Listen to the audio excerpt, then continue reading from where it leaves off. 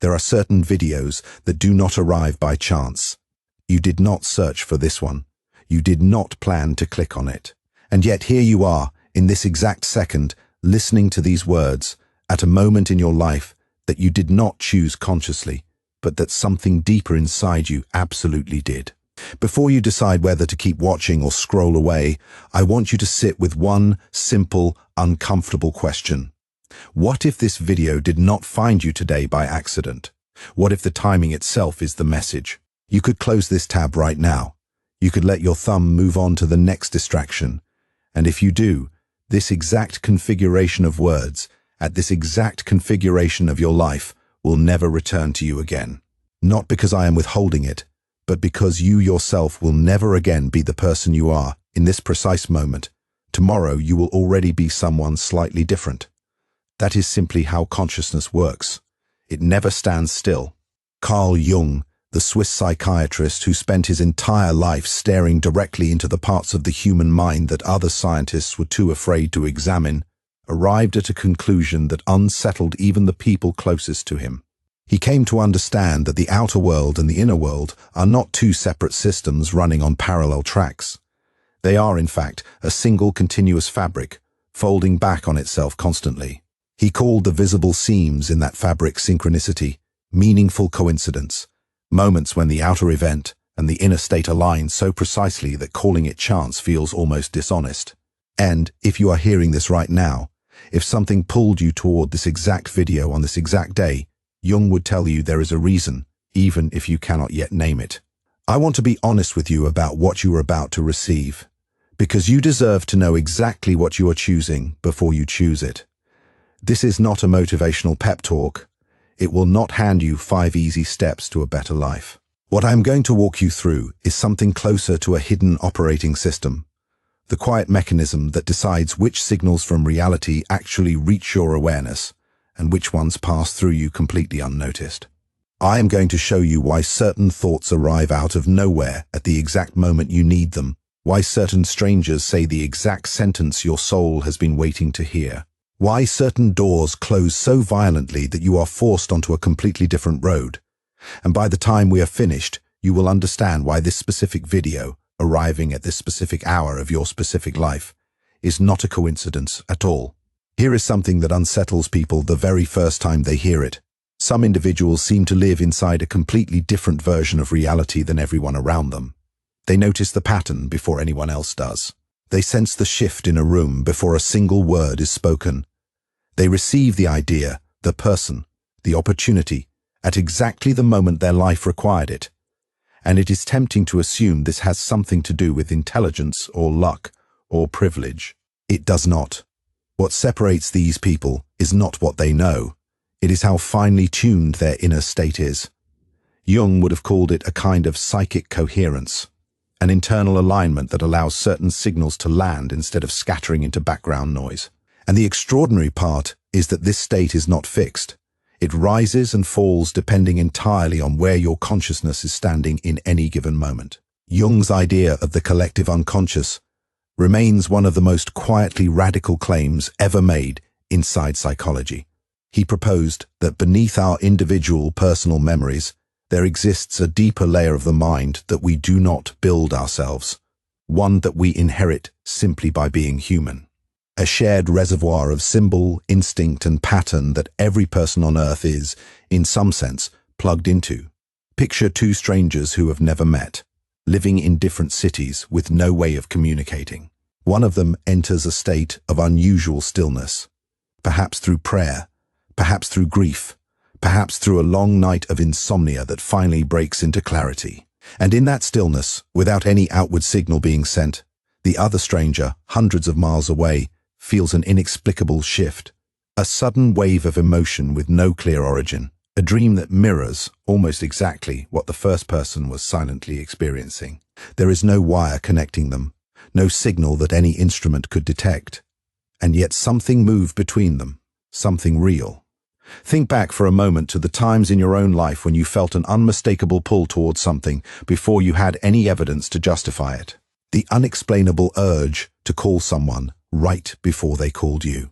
The sudden, overwhelming feeling that you needed to leave a place, moments before something happened that made you grateful you did. The strangest sentence that landed in your chest like it had been written specifically for you. Those were not random firings of an overactive imagination. Those were moments when your inner frequency briefly aligned with something larger, and for a heartbeat, you were able to receive what is, according to Jung, always being transmitted. Most people move through their entire lives locked into the same narrow channel. They wake up, they follow the same paths, they interpret every event through the same worn-out lens they built years ago, and they never once adjust the dial. So when something genuinely new tries to reach them, something that could actually alter the direction of their life, it simply cannot land, because their receiver was never built to catch it. If some quiet part of you has always suspected that there is more happening beneath the surface of your days than your rational mind is willing to admit, then stay with me, because everything we're about to walk through will directly challenge the way you have been taught to think about time, coincidence, and the shape of your own destiny.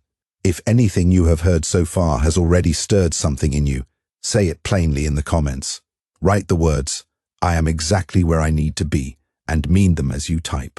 You may be the exact synchronicity someone else in that comment section has been quietly waiting for. Jung never treated the human mind as a closed biological machine, isolated inside the skull and disconnected from everything around it. He treated it as something closer to an antenna, a receiver capable of tuning into a much larger field of meaning that surrounds all of us constantly. In his view, the information is never actually missing. It is always present, always available, saturating the space around you the way radio waves saturate a room whether or not a radio is switched on. The problem was never scarcity. The problem is reception, and your reception depends entirely on the state of your inner world in any given moment. When your mind is cluttered, anxious, rushing from one demand to the next, you receive almost nothing but static. When your mind settles into genuine stillness, even briefly, the static clears, and what was always being broadcast finally becomes audible. Tuning that receiver does not require incense, rituals, or a retreat in the mountains. It requires something far less glamorous and far more difficult, sustained, honest attention. The willingness to actually notice your life instead of sleepwalking through it. People who begin practicing this, even in small, imperfect ways, describe an almost unsettling shift. Coincidences that once felt rare begin appearing constantly. Conversations reveal a second layer underneath the words being spoken. Ideas arrive at precisely the moment they are needed instead of days too late. This is not magic. It is simply what becomes visible once the static finally clears. When Jung traveled and studied among cultures far removed from the clinical, rational world of European psychiatry, he approached what he witnessed with the trained skepticism of a scientist. But the deeper he looked, the harder that skepticism became to sustain. He encountered healers and elders who seemed to know things about strangers they had never met, who sensed events before they occurred, who spoke about a world that was constantly communicating, if only a person knew how to listen with something other than their ears. They called it listening with the heart. And what Jung eventually admitted, quietly in his later writings, was that modern rationalism had not disproven this way of perceiving the world. It had simply stopped teaching people how to access it. Have you ever experienced a coincidence so precise that it left you standing still, genuinely shaken by how impossible it seemed? You think of someone you have not spoken to in years, and your phone rings minutes later, and it is them. You are wrestling silently with a question no one else knows you are asking, and a stranger says the exact answer out loud in a conversation that has nothing to do with you. You open a book at random, and your eyes land on the one paragraph that answers the exact fear you walked into the room carrying. Share your own story like this in the comments right now, because every single one of those moments is proof, not of luck, but of a system operating quietly beneath the surface of ordinary life. Write the words, "I am learning to notice what I once dismissed." Now let's sit with the real question underneath all of this. Why is it that this exact video, arriving in this exact way, will likely never reach you in quite the same form again? Because you are not a fixed thing, you are a moving current. The particular blend of curiosity, exhaustion, hope, or quiet desperation that brought you here today is entirely specific to this moment. In a week, your worries will have rearranged themselves into a different shape. In a month, the urgency you feel right now will have faded into something you can barely recall clearly. This is simply how attention behaves. It drifts, it forgets, and the messages capable of genuinely shifting the direction of a life tend to have a narrow window in which they can actually be received, not because they vanish, but because you drift out of the exact state required to hear them. This explains a feeling that almost everyone carries quietly, the sense that life keeps happening just slightly out of reach, as though something important is always arriving a half-second too late to be caught. It is rarely because life is withholding anything. It is because most people are moving through their days on a kind of automatic pilot, present in body but absent in attention, walking directly past signs that were never subtle to begin with. They repeat the same conversations, the same routines, the same quiet compromises, year after year, while something around them keeps gently, insistently trying to get their attention. And then, much later, often after everything has already changed shape without their permission, they finally stop and ask the question that arrives too late to change anything. Where did the time go, and what version of myself never got the chance to exist? The mind filters reality constantly, not out of laziness, but out of necessity. If every signal reaching your senses in a single moment were allowed into conscious awareness at once, you would be overwhelmed within seconds. So your mind selects. It decides largely without your permission what deserves your attention and what gets discarded before you even notice it existed. And that selection process is shaped entirely by what you already believe, what you already fear, and what your past has already trained you to expect. Jung's understanding of the shadow, the parts of ourselves we refuse to look at directly, plays directly into this. Your mind will readily perceive what matches its existing map. Everything that falls outside that map, no matter how significant, tends to disappear before it is ever consciously registered. There is a well-known demonstration of this in psychological research, where a group of observers watches an ordinary video of people passing a ball back and forth, and are asked afterward to describe what they saw. Later, they discover that something highly unusual happened directly in the middle of the footage, something most of them completely failed to notice, because their attention had been narrowed so tightly onto one task that everything outside it simply ceased to exist for them. When they re-watch the footage and finally see what they missed, the reaction is almost always the same: disbelief that something so obvious could have gone completely unseen. Your daily life operates on exactly the same principle. The meaningful signals are rarely hidden. They are simply filtered out by a mind that has been trained to look somewhere else. Here is the part of this that most people quietly resist. These filters are not permanent.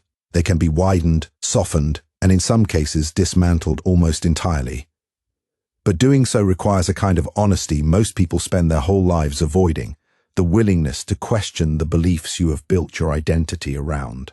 The messages that matter most are rarely comfortable. They rarely arrive gently.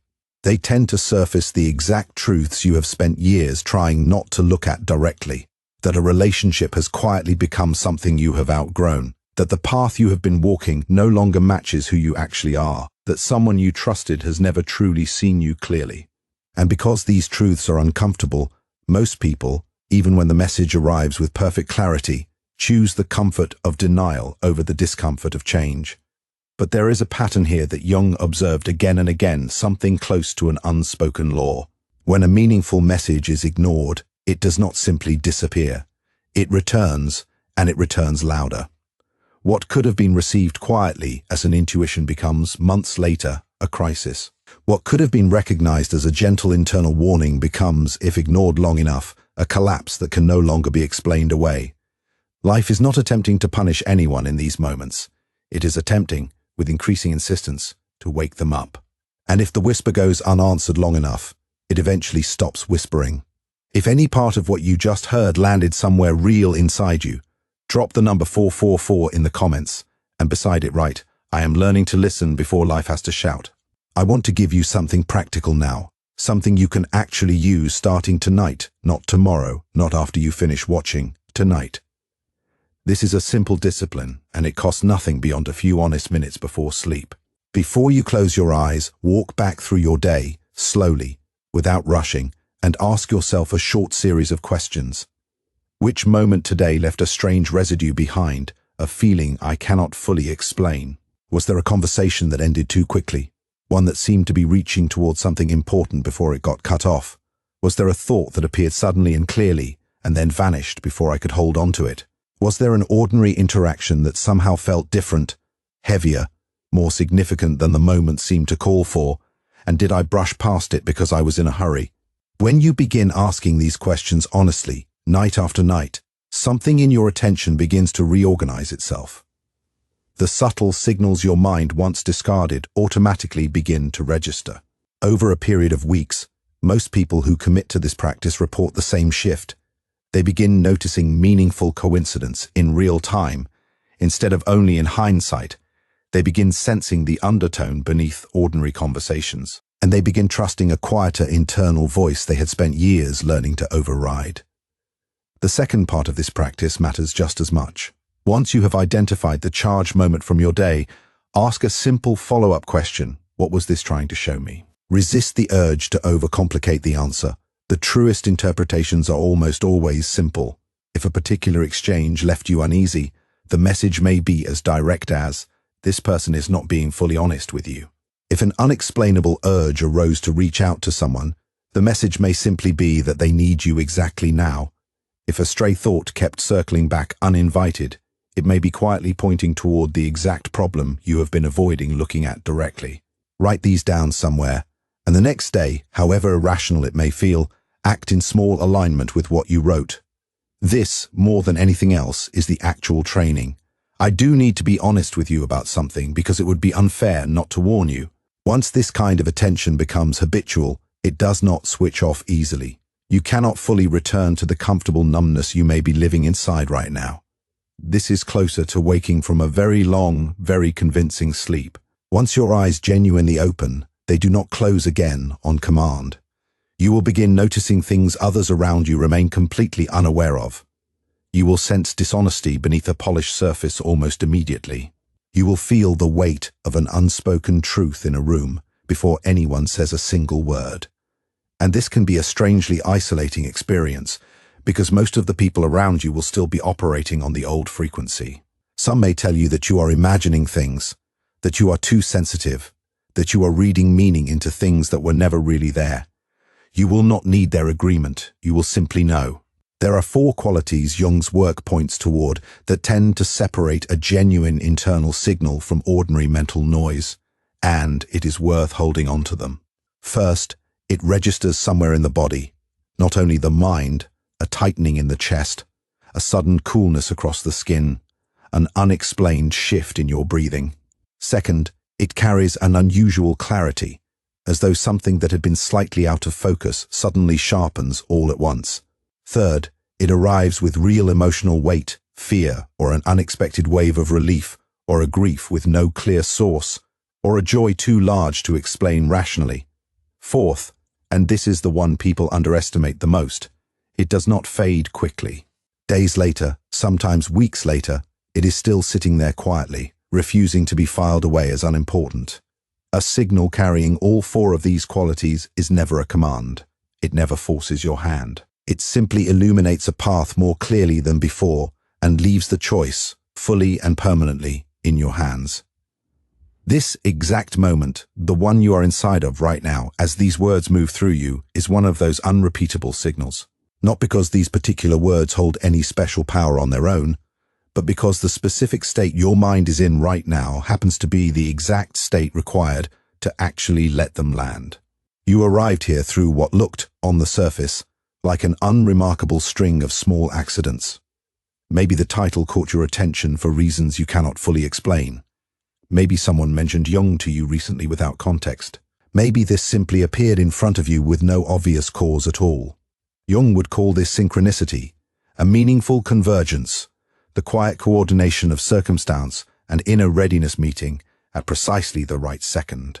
And now you are standing at an actual choice point, whether to genuinely take this seriously tonight, starting with the small practice we walk through, and let it begin reshaping how closely you pay attention to your own life. Or to file this away as an interesting idea and return, by tomorrow, to the same rhythm you were living inside before you clicked play. Both options are entirely yours, but only one of them carries you toward the fuller version of your life that has quietly been waiting on the other side of your attention this entire time. Reality, according to Jung, is layered far more deeply than most people ever pause to consider. On the surface sits the world we all share and agree upon, the physical laws, the schedules, the visible cause and effect of ordinary life. Beneath that lies a quieter layer, made of meaning, symbol, and the invisible threads connecting seemingly unrelated events. And beneath that, deeper still, lies something Jung approached with real caution in his writing, a layer where the usual boundaries of time and separation begin to loosen, where an inner shift can genuinely seem to bend the shape of what happens outside of us. Most people spend their entire lives on that first, surface layer, not because the deeper layers are unreachable, but simply because nobody ever told them those layers existed in the first place. And when someone does try to tell them, it is often dismissed instantly as nonsense, and the conversation returns quickly to the surface. Those deeper layers are not less real for being invisible. If anything, Jung would argue they are more foundational, because the surface world is often only a reflection of what is already moving underneath it. The genuine signals rarely announce themselves loudly. They surface as physical sensations, as sudden intuitions with no clear origin, as those strange, precise coincidences that briefly pull back the curtain on how connected everything actually is. Once you have learned, even partially, to read this quieter language, you begin to realize something that can be genuinely disorienting at first, that these signals have likely been present around you your entire life, that the ordinary events you once dismissed as random, the encounters, the sudden losses, the unexpected doors closing, all carried a layer of meaning you simply were not yet equipped to decode. Whether this realization becomes the most liberating thing that has ever happened to you, or the most disorienting, depends entirely on how willing you are to release the certainties you have spent years defending. Jung did not walk into these deeper waters casually, or out of intellectual curiosity alone. He was pulled there by questions his training had no adequate answers for, the strange stillness of certain dreams, the dissolving of ordinary boundaries during moments of extreme psychological pressure, information that seemed to arrive from nowhere and later proved startlingly accurate. During the period he documented in what later became known as his Red Book, he began recording his own dreams and inner visions in obsessive detail, initially dismissing them as symptoms of stress. But the images grew sharper, more consistent, more insistent, refusing to be explained away. When he later compared what he had written against events unfolding in his outer life, the overlap became difficult to attribute to coincidence alone. This was not fortune-telling. It was, in his own understanding, the outer expression of an inner process that had not yet fully surfaced into conscious awareness. Jung's later concept of the unus mundus, the underlying unity beneath all apparent separation, pushes this even further. In the ordinary way we experience time, the past is gone, the present is slipping away as we try to hold it, and the future has not yet arrived. But in the deeper layers of consciousness, this strict separation begins to blur. People describe accessing a kind of knowing about events they never personally lived through. Others describe sensing the outline of something approaching in their own life long before any external evidence supports it, a shift, a departure, a collapse, arriving first as a feeling and only later as fact. This is not something exotic or reserved for the extraordinary few. It is, in Jung's understanding, simply what becomes accessible once a person stops assuming their mind ends at the edge of their skull.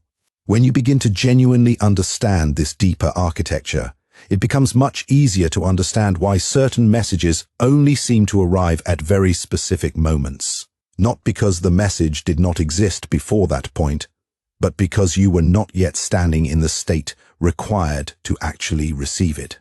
Your consciousness had not yet reached the alignment necessary to let that particular piece of information land. And in this precise moment, something in your own awareness has shifted just enough to allow this exact message through. By tomorrow, the noise of ordinary life may already be pulling you away from it. By next week, your rational mind may have quietly dismantled most of what you just heard and filed it away as forgettable. But right now, in this second, some part of you already knows, without needing proof, that what has been described here is true. The choice that remains is entirely yours, and it always was. You can decide, starting tonight, to actually listen more closely to what your own life has been trying to show you all along.